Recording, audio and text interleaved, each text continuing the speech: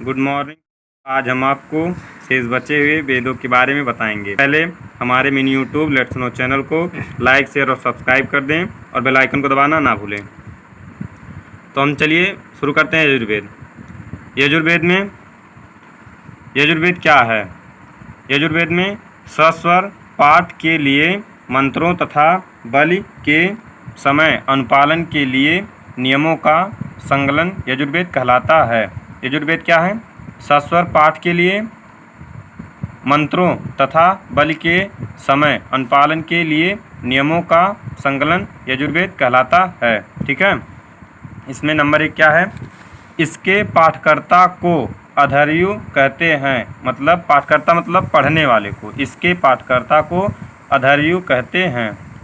यजुर्वेद में यज्ञों के नियम एवं विधि विधानों का संकलन मिलता है। यज्ञों के नियम एवं विधि विधानों का संकलन मिलता है। फिर यह एक ऐसा वेद है जो गद्य एवं पद्य दोनों में है। कौन सा वेद? यजुर्वेद गद्य और पद्य दोनों है। अब तीसरे नंबर पे सामवेद। साम का शाब्दिक अर्थ होता है गान। क्या होता है? गान। इसमें मुक्ता यज्ञ के अवसर पर गाए जाने वाले मंत्रों का संकलन है। यज्ञों के अवसर पर गाए जाने वाले मंत्रों का संकलन है। इसके पाठकर्ता को उद्राति कहते हैं। क्या कहते हैं? उद्राति या उद्गाता कहते हैं। क्या कहते हैं? उद्गाता। इसे भारतीय संगीत का जनक कहा जाता है। सामवेद को भारतीय संगीत का जनक कहा जाता है। अब हम चौथे नंबर पे आते हैं, अथर्ववेद। अथर्ववेद के रचयिता अथर्वा ऋषि हैं। अथर्ववेद के रचयिता कौन है? अथर्वा ऋषि।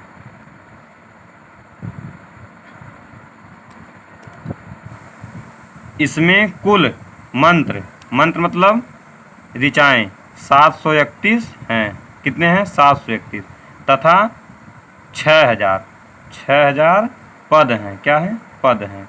इसमें कुल मंत्र कितने हैं? 731 और 6000 पद हैं।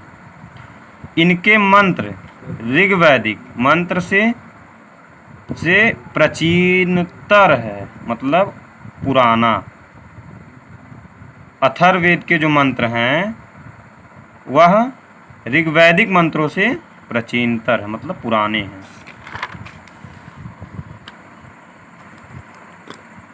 अथर्ववेद कन्याओं के जन्म की निंदा करता है। कन्याओं के जन्म की निंदा करता है। ठीक है। इसमें मानव जीवन के सभी पक्षों जैसे गृह निर्माण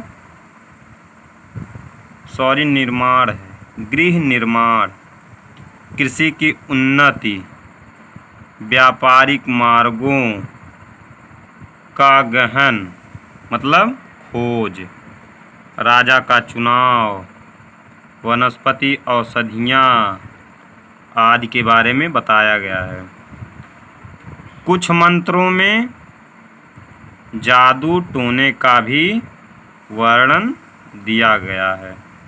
कुछ मंत्रों में जादू टोने का भी वर्णन दिया गया है। इसमें परीक्षित को, किसको? परीक्षित को कुरुओं का राजा कहा गया है। अथर्ववेद में सभा और समिति को प्रजापति की 2 पुत्रियां कहा गया है। किसकी 2 पुत्रियां कहा गया है? प्रजापति की। कौन कौन से? सभा और समिति। सबसे प्राचीन वेद कौन सा वेद है? ऋग्वेद। तथा सबसे बाद का वेद अथर्ववेद है। प्राचीन वेद ऋग्वेद और बाद का वेद अथर्ववेद। नोट में दिया है, वेदों को भली भांति समझने के लिए छह वेदांग की रचना हुई है। पहला नंबर शिक्षा, दूसरा नंबर ज्योतिष, तीसरा नंबर कल्प, चौथा नंबर व्याकरण, पांचवा नंबर निरुक्त और छठा नंबर छंद है। पहला नंबर जो शिक्षा है वह नाक से है और दूसरा नंबर जो ज्योतिष है आँख से है, ठीक है। और तीसरा नंबर कल्प है वह हाथ से है, चौथा नंबर व्याकरण है वह मुख से है, पांचवा निरुक्त है वह कान से है और जो छंद है वह पैर से है। फिर नोट नंबर 3, भारतीय इतिहास का सबसे अच्छा क्रमबद्ध विवरण पुराणों से मिलता है। तो भारतीय इतिहास का सबसे अच्छा क्रमबद्ध विवरण कहाँ से मिलता है? पुराणों से मिलता है। अब इसमें नंबर 1, पुराणों के रचयिता कौन है? लोमहर्ष। पुराणों के रचयिता लोमहर्ष हैं। अथवा पुत्र का नाम क्या है? पुत्र का नाम है उग्रश्रवा। पुत्र का नाम उग्रश्रवा माने जाते हैं। पुराणों की संख्या 18 है। कितने हैं? संख्या 18 है, जिसमें केवल 5 में ही राजाओं की वंशावली पाई जाती है। तीसरा नंबर मत्स्य पुराण। कौन सा पुराण? मत्स्य पुराण सबसे प्राचीन एवं प्रामाणिक है। प्राचीन मतलब पुराना, प्रामाणिक मतलब प्रामाणिक है।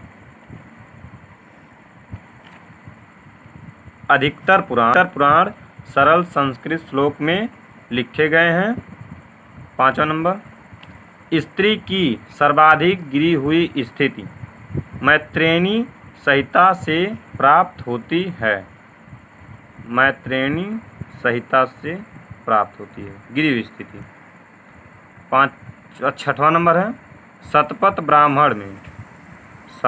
ब्राह्मण में स्त्री को पुरुष का अर्धांगिनी कहा गया है।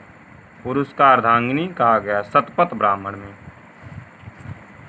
स्मृतियों में सबसे प्राचीन ग्रंथ मनुस्मृति है, मानी जाती है।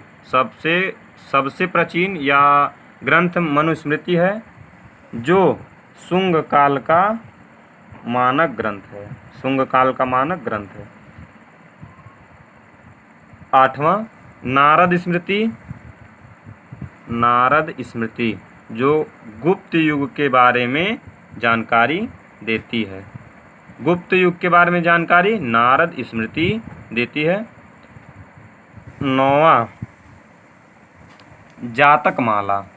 जातकमाला के रचयिता आर्यशूर हैं। जातकमाला के रचयिता आर्यशूर हैं।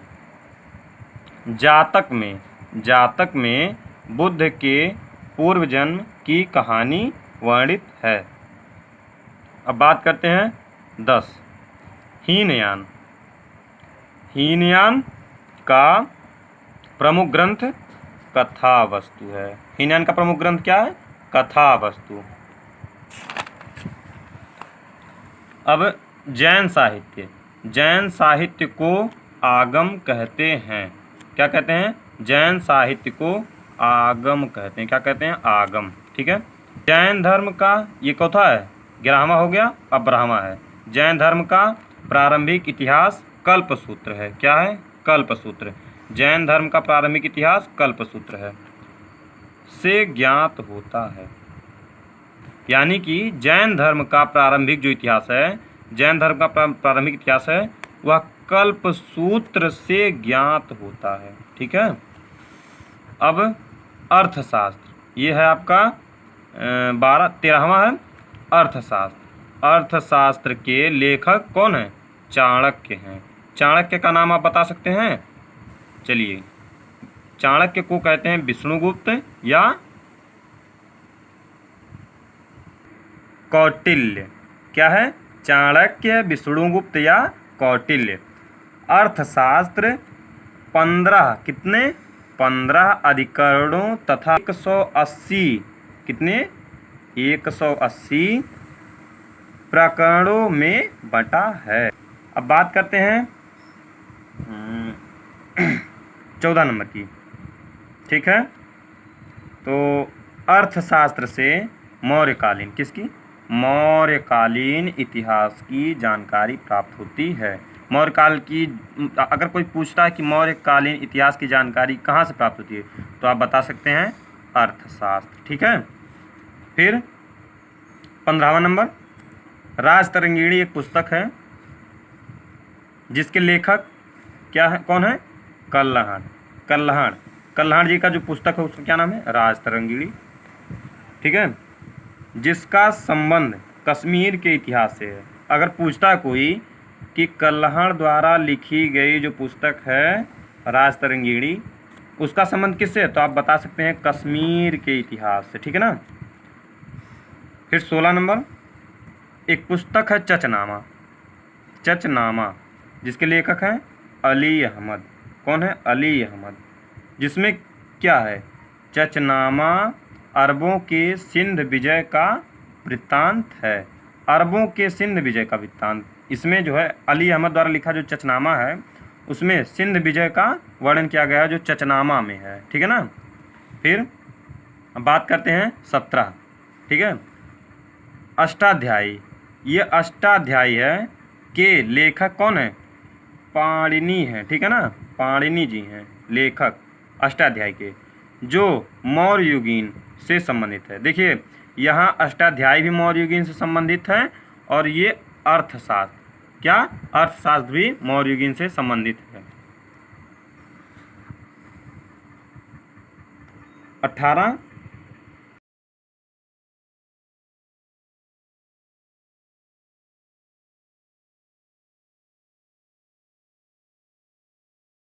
गार्गी संहिता के लेखक कात्यायन है। ठीक है, जो ज्योतिष ग्रंथ है ज्योतिष ग्रंथ जिससे भारत पर यवनों के आक्रमण का उल्लेख होता है।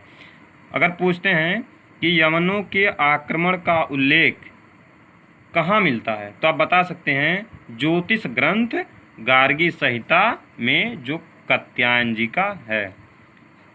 फिर 19 है महाभाष्य के लेखक। ये भी गार्गी संहिता की तरह है। महाभाष्य के लेखक पतंजलि हैं जो पुष्यमित्र शुंग के पुरोहित थे।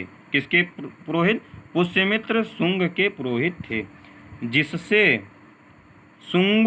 ये शुंग हैं शुंगों के इतिहास का पता चलता है। अगर हम पूछें कि शुंगों के इतिहास का पता कहाँ से चलता है तो आप बता सकते हैं पुष्यमित्र शुंग के पुरोहित पतंजलि हैं जो महाभाष्य लिखे हैं उसी से पता चलता है।